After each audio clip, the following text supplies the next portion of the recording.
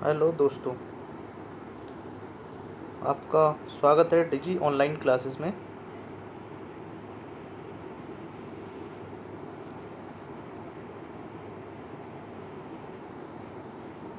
तो हम आज पार्ट 3 करेंगे जीएस का, जो कि मैंने काफ़ी अच्छे क्वेश्चन छांटे हैं, उनका पूरा डिस्क्रिप्शन देखेंगे। ठीक है, तो चलिए फिर फर्स्ट क्वेश्चन पे चलते हैं। सबसे पहला क्वेश्चन है, आँखों के लिए कौन सा विटामिन अच्छा होता है? आँखों के लिए कौन सा विटामिन अच्छा होता है? मैंने विटामिन के बारे में आपको पहले भी बता रखा था, एक पूरी पीडीएफ टाइप की डाली थी, स्क्रीनशॉट लेके पूरी पीडीएफ जो मैंने बनाई थी उसका मैंने पूरा बताया हुआ था संक्षिप्त में। तो आज फिर मैं एक क्वेश्चन लेके आऊँ, विटामिन ए की कमी से विटामिन के लिए आँखों के लिए कौन सा विटामिन अच्छा होता है? ठीक है ना। तो चलिए फिर इसका आंसर है अपना सबसे पहले विटामिन ए। विटामिन ए आँखों के लिए सबसे अच्छा होता है। अब हम इसी के साथ सेकंड दूसरी बार वही पीडीएफ द्वारा पढ़ेंगे। मैंने आपसे कहा था कि मैं जितनी बार हो सकेगा उतनी बार समझाऊंगा, और इससे क्या आप इस वीडियो को 2 बार देखेंगे दिन में, तो आपने 2 बार देखी दिन में। अब जैसे मैं हर बार हर क्लास में कोई सी भी क्लास में वीडियो में इस क्वेश्चन करवाऊंगा इस टाइप की, तो आपको हर बार वही पीडीएफ मिलेगी। तो ये आपको बुक खोलने की ज़रूरत ही नहीं है, बस आप वीडियो देखिए, आपको ऑटोमेटिकली आप देखेंगे कुछ दिन बाद आपको ये चीज़ याद हो चुकी होगी। ठीक है, चलिए। विटामिन ए से कौन सी कमी होती है? रतौंधी, मतलब आँखों की। विटामिन बी1 से बेरी, विटामिन बी2 से त्वचा का फटना, विटामिन बी3 से बाल सफ़ेद होना या चर्म रोग, विटामिन बी5 से पेलाग्रा, विटामिन बी6 से एनीमिया चर्म रोग, विटामिन बी7 से लकवा बालों का गिरना, विटामिन बी12 से एनीमिया, विटामिन सी से स्कर्वी, विटामिन डी से रिकेट्स, विटामिन ई के जनशक्ति की कमी, और विटामिन ई क्या, रक्त का थंबा तक का जमना। अब मैं बता दूँ, इसमें भी बहुत इंपॉर्टेंट होते हैं, कई बार इसमें कंफ्यूज कर दिया जाता है। विटामिन बी1 किसके लिए होती है?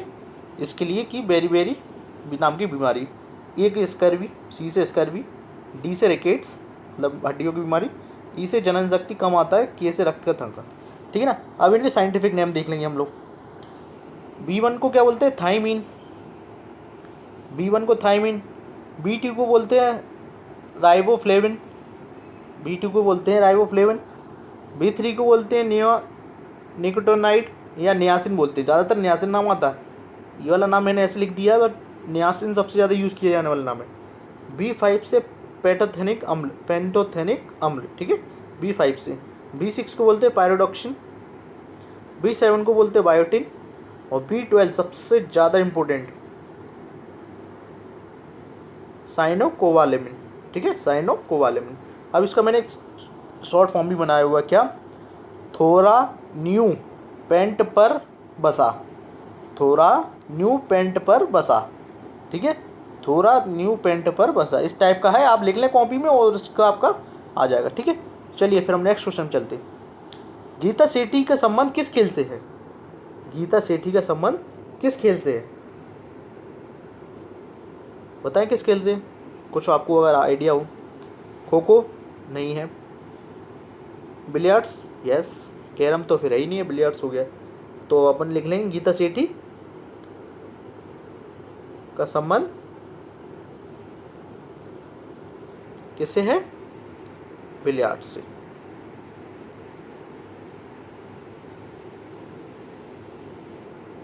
ठीक है, चलिए नेक्स्ट क्वेश्चन। विटामिन बी12 की कौन सा पदार्थ बोला जाता है? विटामिन बी में कौन सा पदार्थ पाया जाता है, बताइए। बी, सबसे पहले क्वेश्चन है, बी12 को बोलते क्या है? क्या बोलते हैं? साइनोकोलामिन।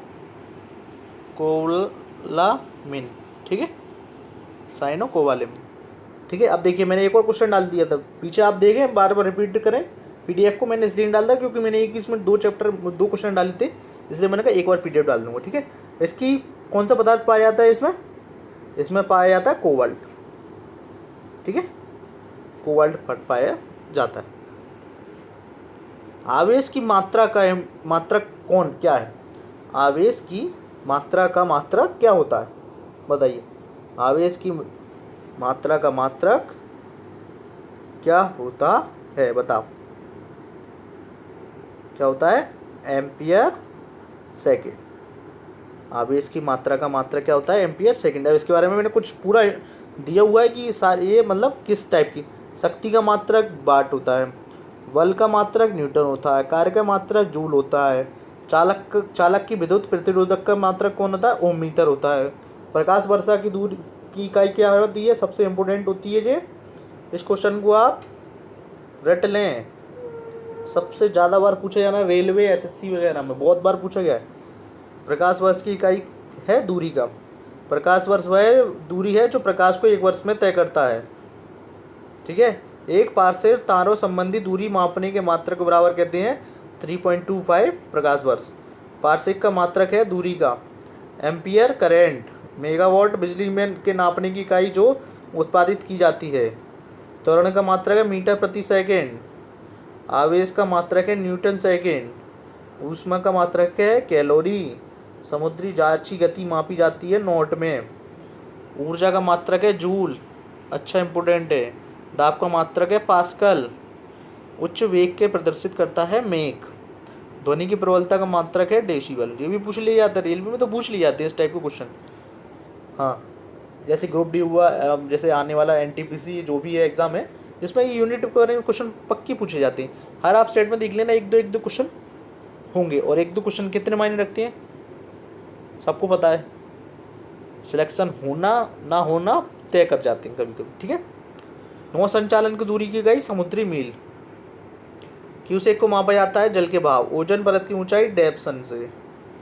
महासागर में डूबी वस्तुओं की स्थिति जानने के लिए यंत्र का प्रयोग किया जाता है सोनार का। ये क्वेश्चन काफ़ी बड़ा है, बट पूछ लेते हैं कि सागर की गहराई नापने के लिए किस चीज़ का यूज़ किया जाता है। ध्वनि की तीव्रता मापने के लिए ऑडियोमीटर। वायु की चाल मापने का यंत्र एन्यूमीटर। इस टाइप के मैंने 30 क्वेश्चन लिए, करीबन 70 यूनिट है। अभी मैंने 30 लिए हैं। इसके बाद जो बची होंगी ना, मैं उनको भी ले लूँगा। नेक्स्ट जैसे कभी भी क्वेश्चन आएगा तो मैं उस टाइप की नेक्स्ट लूँगा, और फिर एक बार पूरा कंबाइन करके 70 की 70, क्योंकि इतनी बड़ी डिस्प्ले नहीं होती है कि मैं पूरा मर्ज करके दे सकूँ, और फिर आपको समझ में नहीं आएगा। मैं कर दूँगा। चलिए नेक्स्ट क्वेश्चन चलते हैं। विश्व एड्स दिवस किस दिन मनाया जाता है? विश्व एड्स दिवस किस दिन मनाया जाता है? 1 दिसंबर। ठीक है, अब हम लोग देखेंगे क्या दिसंबर के सारे इम्पोर्टेंट डेज।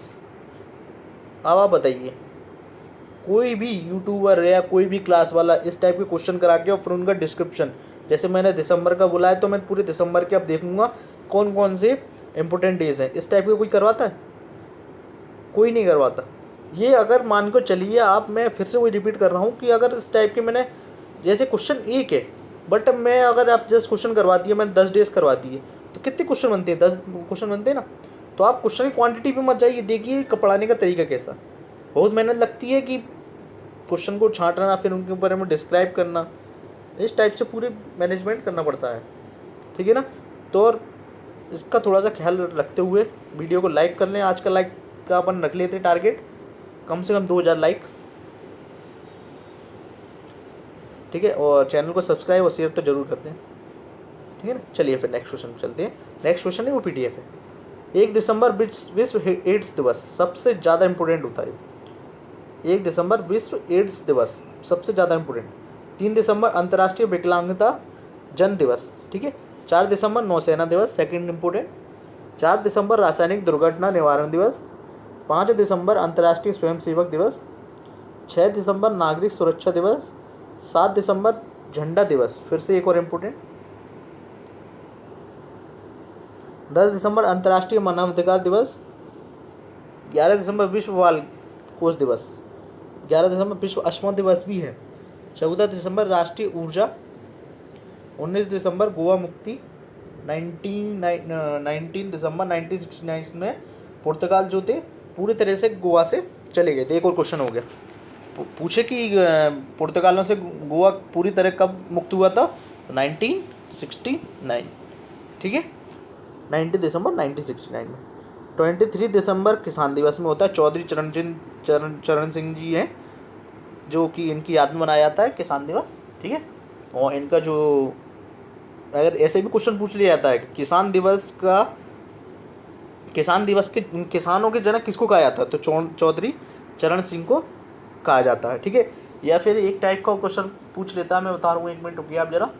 कि चौधरी हाँ, किसानों का मसीहा किसे कहा जाता है, तो ये भी है चौधरी चरण सिंह। ठीक है, 24 दिसंबर राष्ट्रीय उपभोक्ता दिवस।